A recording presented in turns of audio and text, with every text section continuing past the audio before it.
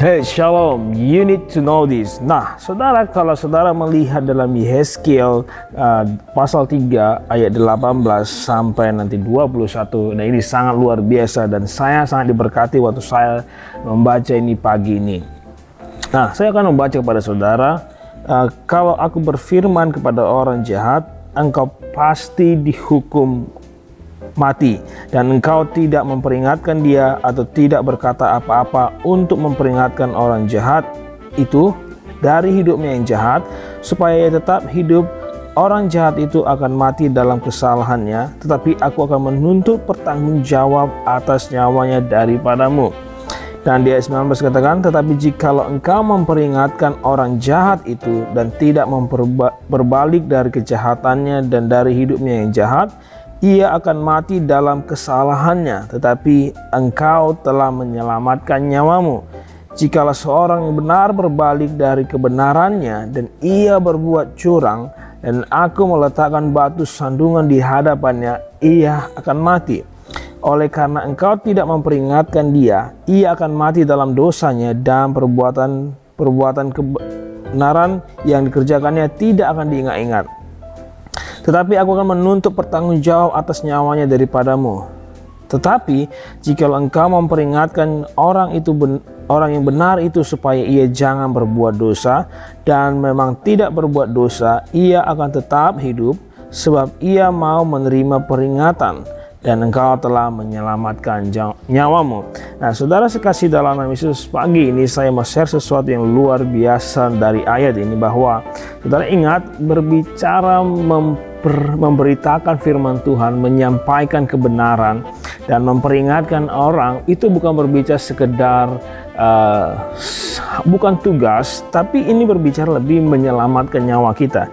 Dan dari ayat 18 dikatakan bahwa kalau aku berfirman kepada orang jahat, engkau pasti dihukum mati.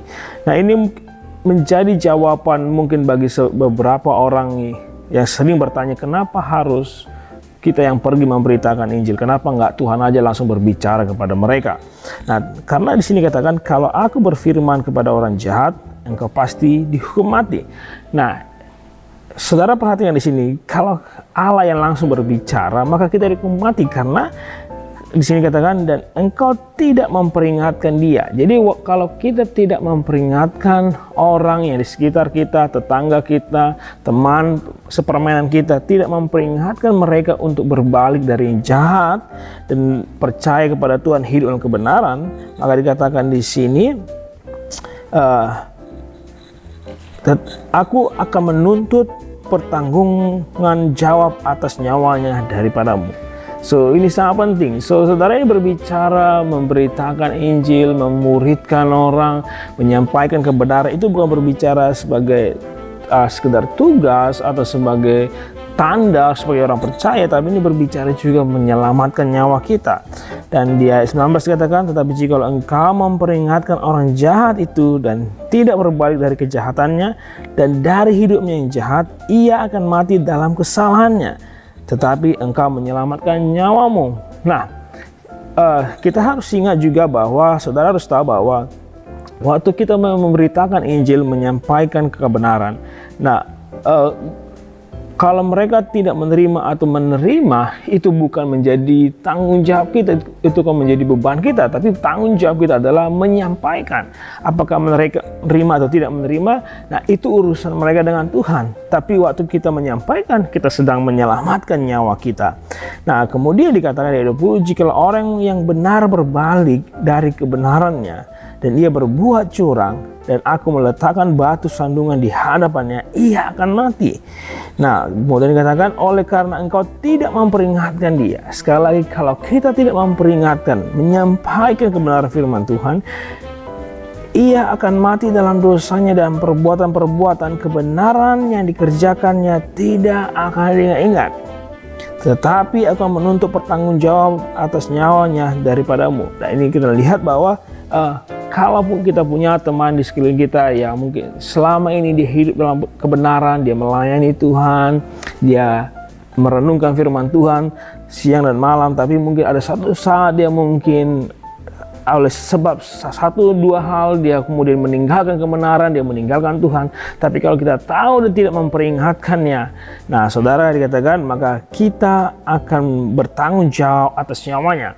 Karena seringkali begini, ketika kita melihat ada orang benar, orang baik, ketika ada satu masalah atau satu hal dia jatuh dalam dosa, kemudian kecenderungan kita adalah bukan mendoakan, bukan mengingatkan, tapi kecenderungan kita adalah seringkali kita justru menghakimi mereka.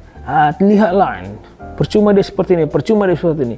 Saudara, hati-hati, jangan kita terjebak dalam situasi itu, tapi yang harus kita lakukan adalah kita memperingatkan mereka supaya mereka tidak jatuh dalam dosa lebih lagi, tapi kita memperingatkan mereka supaya kembali kepada Tuhan sehingga nyawanya diselamatkan, nyawa kita juga diselamatkan. Dan yang terakhir saudara, tapi jikalau engkau memperingatkan orang yang benar itu supaya ia jangan berbuat dosa dan memang tidak berbuat dosa, artinya dia menerima apa yang kita sampaikan, dia menerima apa yang kita nasihatkan, ia akan tetap hidup. Sebab ia mau menerima peringatan dan engkau telah menyelamatkan nyawanya. Jadi saudara bukan hanya menyelamatkan nyawanya, tapi saudara menyelamatkan nyawa saudara. Saudara sekasih dalam Yesus, sebabnya di tahun baru ini, di tahun 2021 ini, yang harus kita lakukan, yang harus kita rubah adalah, nah ini aplikasinya bagi saudara, bahwa yang pertama, kita berhentilah menghakimi orang. Berhentilah untuk menghakimi bagi orang yang jahat atau menghakimi orang sesama kita yang sesama pelayanan atau sesama orang-orang. Mungkin saudara melihat dia dulunya hidup dalam Tuhan, dulunya hidup dalam kebenaran, ketika mungkin ada masalah, mungkin dia mungkin sedikit menjauh dari Tuhan. Berhentilah untuk menghakimi mereka. Jadi stop menghakimi orang yang jahat maupun yang tetangga kita atau orang yang ada di sekitar pelayanan dan gereja kita. Yang harus kita lakukan adalah pada saat ini dari firman ini adalah kita pergi memperingatkan mereka, kita berdoa bagi mereka. Karena kalau kita melihat kembali dalam kitab Yakobus pasal 5 dikatakan, oleh doa orang benar maka orang yang berdosa dosanya diampuni. Jadi berhenti menghakimi, tapi mulailah untuk mendoakan dan memperingatkan. Dan kemudian sebagai orang benar, sebagai orang hidup dalam Tuhan, kita harus juga untuk memuridkan mereka. Itu sebabnya kenapa Yesus mengingatkan kembali sebelum dia naik ke surga, supaya kita pergi dan menjadikan semua bangsa murid. Karena tugas kita bukan menjadi hakim, karena hakim adalah Yesus yang akan menjadi hakim nanti pada saat kedatangan dua kali. Tapi tugas kita adalah memberitakan kabar baik, memuridkan orang supaya mereka melakukan segala sesuatu yang Tuhan perintahkan. Dan saya percaya ini akan membuat orang lebih banyak lagi datang kepada Tuhan. Saudara kasih dalam Yesus, kalau saudara diberkati video ini, pastikan saudara share video ini kepada teman-temanmu, kepada di grup WA saudara, karena saya percaya ini akan memberkati banyak orang. Saya Pendeta Samuel Papahan. Saudara silakan subscribe channel ini, karena saya akan share banyak hal kebenaran firman Tuhan, khususnya memasuki tahun 2021 ini. Saya percaya Tuhan menyediakan sesuatu yang luar biasa dalam hidup kita. God bless you.